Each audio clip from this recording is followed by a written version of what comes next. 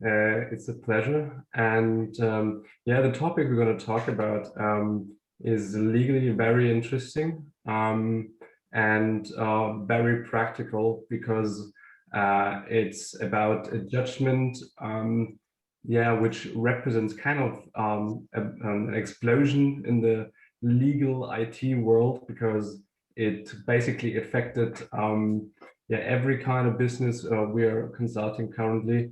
We're going to talk about the European Justice decision, Schrems Facebook. Everybody would wonder what about Schrems? Who's Schrems? Um, Schrems is an Austrian citizen, and he's kind of the Robin Hood of IT and data protection. The last few years, he pushed several claims against Facebook, and especially in regard of data transfers to the US, and especially because of different surveillance programs which you most likely are aware of.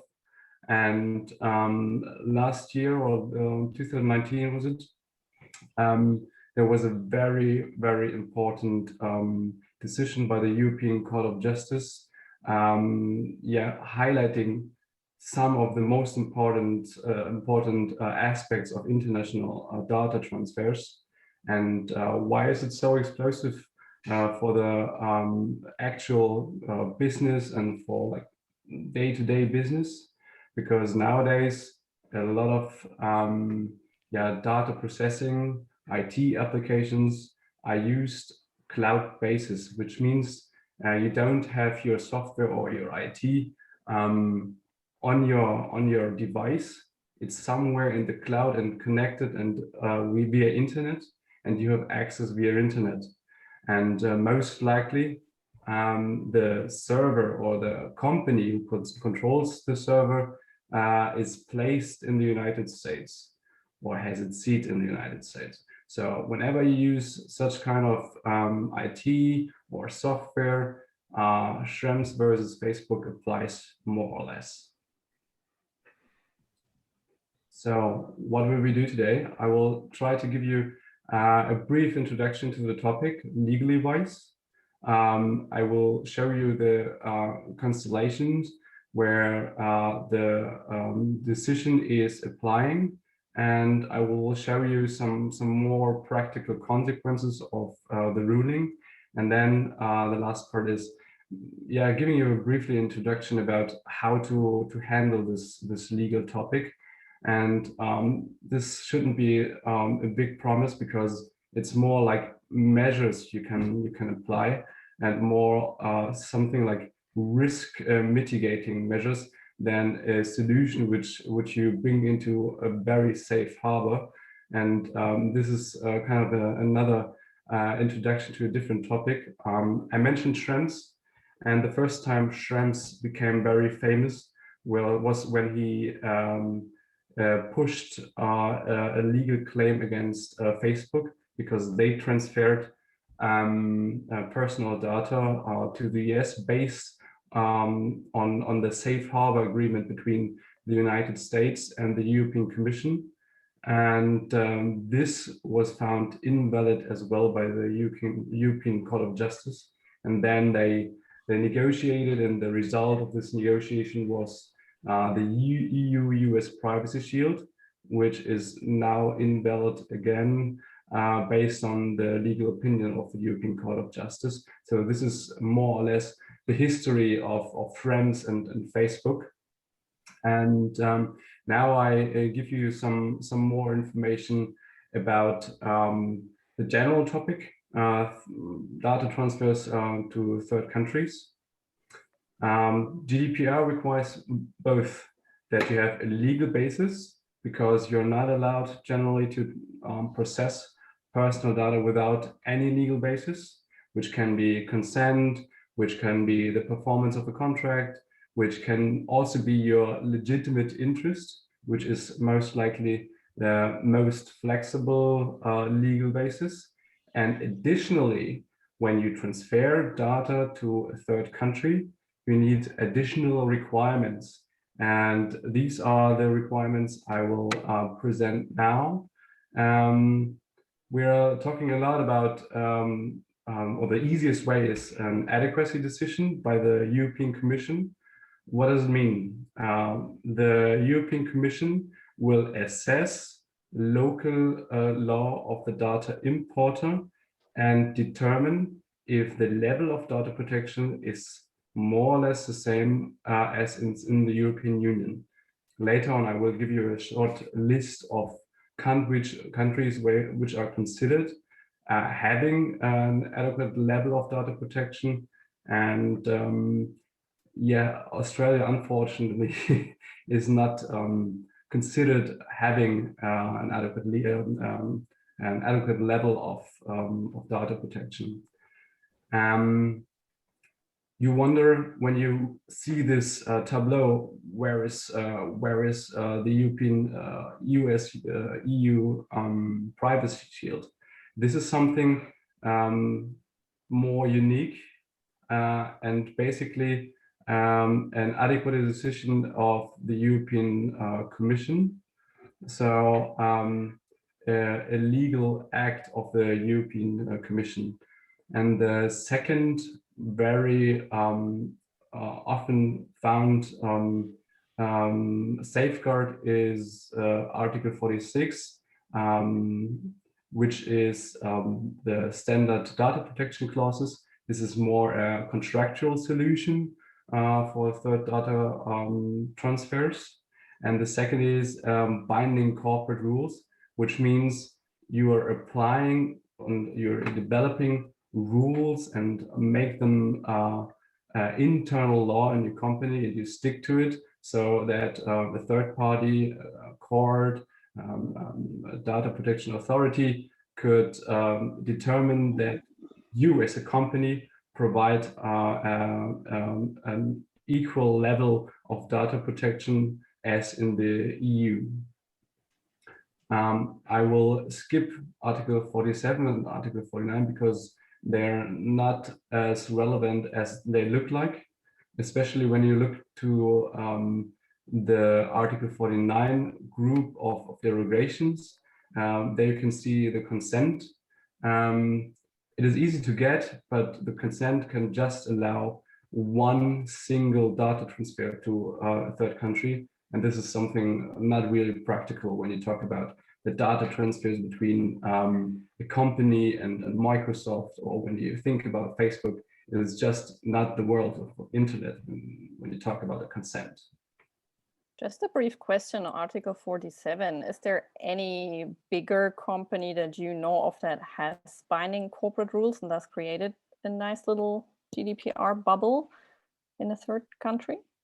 Yeah, I know that different insurance companies are trying to get something like this.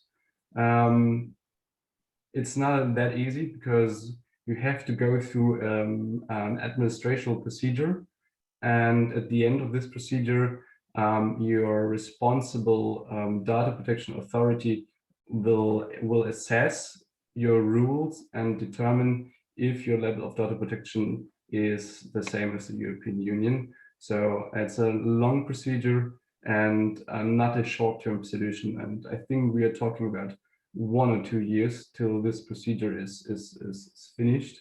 So it's kind of the same difficulty as to get to Australia right now, maybe a bit worse. So it's one procedure, not a short-term solution.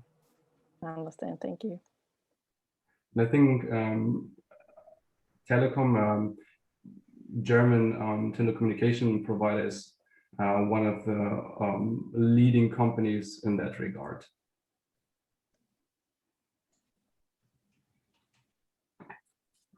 Here I just summarized what the European Commission is doing when assessing the level of data protection. And I just want to keep that one briefly, but lead the attention on the right part, and there you can find the list of all countries which are considered having an adequate level of data protection. And yeah, unfortunately, there's no Australia found. for us in Europe, Japan is really, really important, and Israel as well, Switzerland. And yeah, our hope is that the European Commission is getting very active and provides more of these decisions and makes it easier for business to transfer data to the to third countries, especially when you talk about UK. This will make most likely the next decision by the European Commission. There are advanced negotiations with the UK government, and it is very likely that they will provide such a decision in the next weeks. So very important case, but there will be a solution for those who have an issue with that. Just to get it clear, once you got an adequacy decision, you can transfer your data from, for example, Germany to Australia without any further ado. You can just do it. Yeah, exactly. And we also highlighted the privacy shield, and this was more a legal mechanism which allowed companies to register and bind themselves to a certain set of rules without being assessed afterwards if they're really applying the rules. And those companies who got the stamp that they declare that they are binding to these rules, they were allowed to receive personal data from the EU. And yeah, based on the decision, we will get to it soon. This is not a legal basis anymore for data transfers from EU to a third country. Here I try to highlight the constellations where standard contractual clauses applying. So it's on the left side when controller and controller, like companies who are in the ownership of data are transferring data, and when they have no instructions binding them to process the data. And the second part, the second case is when a data controller transfers data to a processor. A processor is usually a company which is bound to instructions of the controller in regard of the data processing. Both cases are very practical for standard contractual clauses.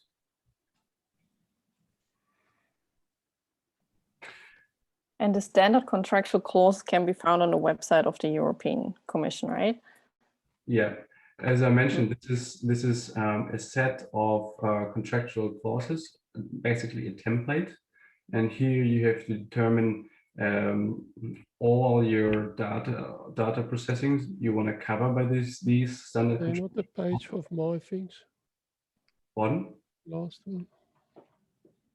And you have to determine measures which ensure data protection rights to the data subjects. And we get to the point what the European Court of Justice is requiring now after the latest decision.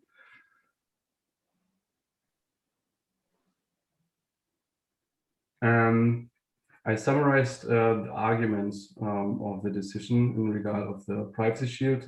I think everybody knows different surveillance programs of the US, and the reason why the EU-US privacy shield is now invalid is because the actual legal basis of the United States having access to that data being transferred to the US, like having access to the wire, having access to companies, having access to the cloud is not constitutional. Why is that?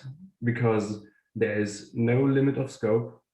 The requirements are not really clear, so they usually have extensive access to data, and this is not constitutional. in the meaning of, let's say, our European understanding, and I think also of the understanding of every developed country, that a state has to provide clear rules and clear restrictions for what they are doing, especially when they enter into privacy. And this is actually not given with regards to the United States and their surveillance programs. So the final decision of the European Court of Justice was EU-US privacy shield is invalid and can't be a legal basis for these data transfers anymore.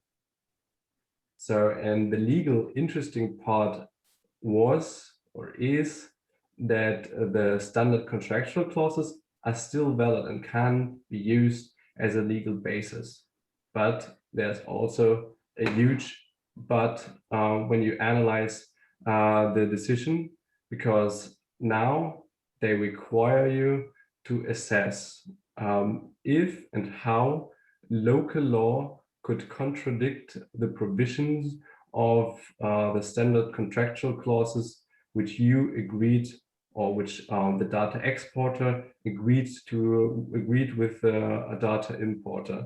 So it's a very, if you ask me, it's a very interesting but challenging task for each company to analyze which local law is applicable, which local law could be could contradict the provisions, and how to get to the result that these standard contractual clauses are still a qualified safeguard to transfer data to the land or country of the data importer.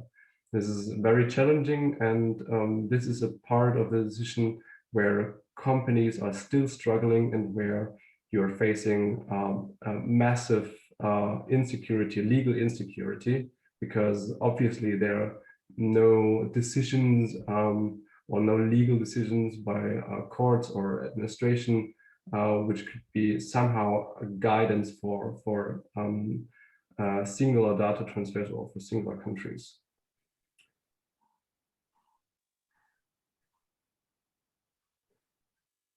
So I always try to highlight some practical consequences. As you can see here, transferring data from Australia or any other country not part of the European Union is still permitted. This is no problem. You can also always get the data into the European Union, but it is a huge struggle when you transfer data, the error should be the other way around, from the European Union to Australia, for example. And why is it so crucial? Because what I mentioned in the very beginning, data transfers to the US are part of our daily business and our daily life, because all of these, for example, services for business, for social media, they are based on cloud and usually provided by US service providers, which means, according to the decision of the European Court of Justice, it is basically not possible to transfer data to the US, not based on the EU-US Privacy Shield, and basically not based on the standard contractual clauses because of the applicable law of the United States. And you might think, okay, I'm working with Microsoft, I'm working with Azure Cloud, I'm working with Amazon, and they promise me that they will keep the data in the European Union. Data protection expert would take this as a joke, because the GDPR doesn't care about where to find or where to place the data center. It's always important to determine and to assess where the actual control of the company who controls the data center has its seat. And with regard to the Microsoft Azure cloud, it's still Microsoft controlling the cloud, the data center, and the data processing. So even if the data is still stored in the European Union, like mechanically, it is considered data transfer to the US. And when you talk about the US, basically the only option to transfer data to the US is when you apply encryption. I don't want to stress this slide, but you already know most likely that not complying to the rules of the GDPR has massive and extensive consequences financial-wise. There are fines possible up to 4% of the annual worldwide turnover, which is applied to Facebook, Google, most likely a big amount. So let me finish the set of slides with measures. It is very important that you monitor your data flows and be aware of the decisions of local data protection authorities. Once you determined your data processing, it is very important that you think about if there's, especially when you transfer data to the US, if there are alternative legal solutions. So maybe think about the consent, think about about corporate binding rules and getting more or less the approval of the data protection authorities. Very important when you use standard contractual clauses, follow the assessment guideline of the European Data Protection Board. I will provide you with the link and a very extensive explanation what to do. But as I mentioned, this is not really an easy task, and on the other side, it's not really providing legal certainty.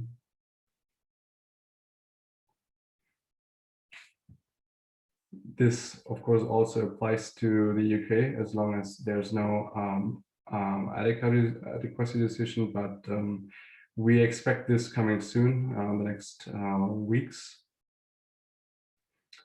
And the last and most important solution currently when you talk about data transfers to the US is technical solution. Encryption. I'm a big fan of implementing a European man in the middle, which means the trustee model. It's possible to transfer encrypted data to the US when a European IT provider still keeps the key for decrypting the data. And this is a model which was very early discussed after this decision, but still not yet part of the practical doing of IT companies.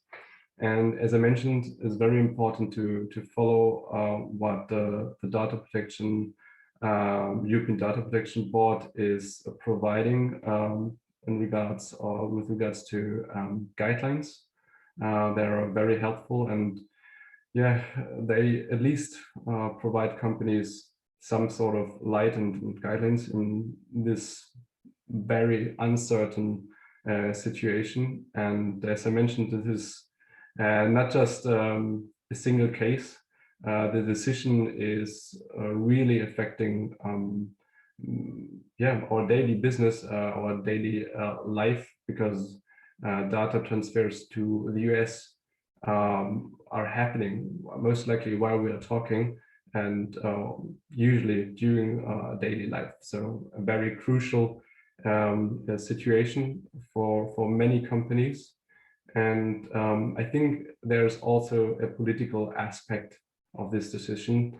And I think the aim of this decision, like politically, behind the scenes, is to strengthen European sovereignty in regards of data processing and IT services, and achieve some more independence from US services. Thank you for joining, and thank you for listening. Now, if you have questions. Well, thank you, Martin. Exactly. Martin still has a couple of minutes before he has to switch off to another appointment. So if anybody has questions, I definitely have one, but I'm happy to have other questions first, because I'm sure I'll talk to you soon. So do we have any questions? What is the Volker here? Hi. Hello. What is the reaction of the data protection representatives? I know of an ongoing discussion that they are here in Germany about not to allow Microsoft's 365 package. Yeah, this is a very important question, and compared to the first Schrems Facebook decision, when the safe harbor agreement was declared invalid, they're not providing a grace period currently. So they already announced that they will look into these data transfers, they will approach the companies, they will demand explanations, and they will, of course, address administrative fines if necessary. So there's no protection, no grace period at all.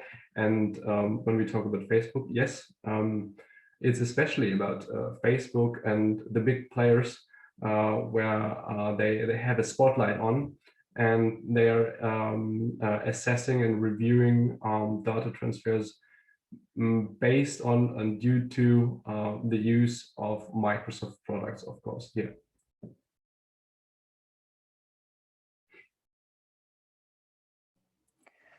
But I'm just wondering, what does that really mean if an Australian company sets up a German subsidiary, for example, but also has extensive business with the US? I mean, what they have to do is keep the European subsidiary very separate, isn't it?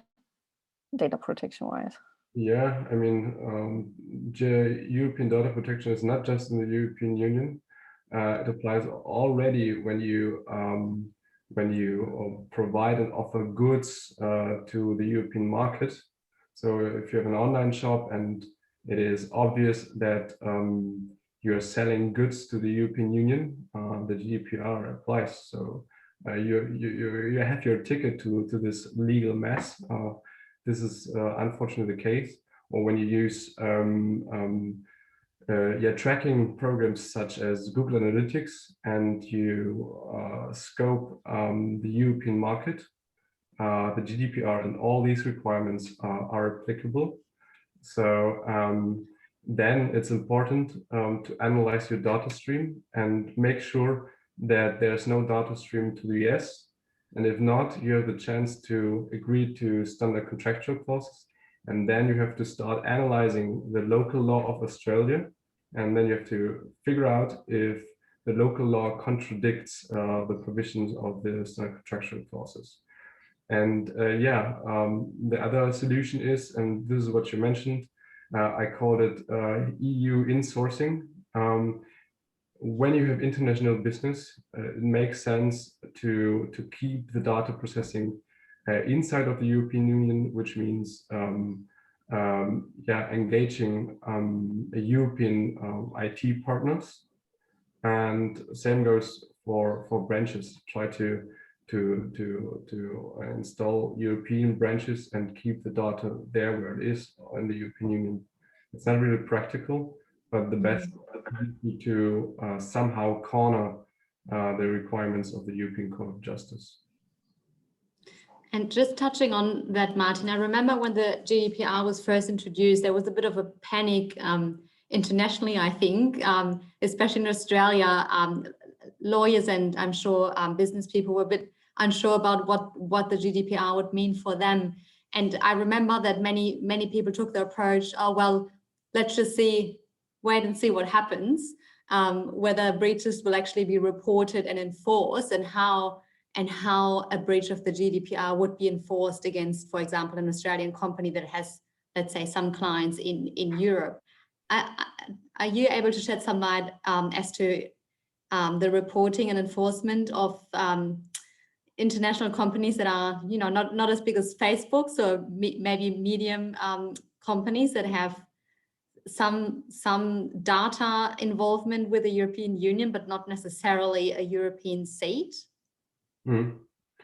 I would say everything is possible. Of course, in the media, always just hear from the big about the big cases. But yeah, I've seen fines also addressed to small and medium-sized companies.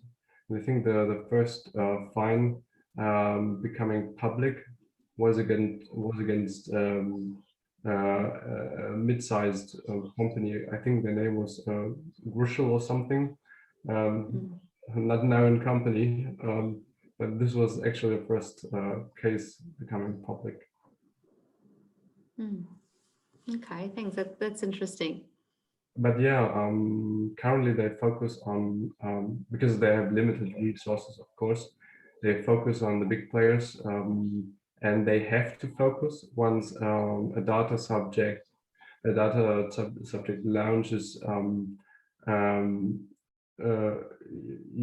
a claim against a certain company and addresses this to data protection authorities, then they are legally obliged to start some actions. Well, thank you, Martin. If there are any further questions, I think I'm speaking for you, saying that they should be provided in writing, and then we'll try to answer them, because time is definitely up. And I understand you have another appointment. So thank you very much, Martin, for being here, speaking to us. And I hope our attendees got a lot of information from that. Yeah. Thank you. Bye. Thank you.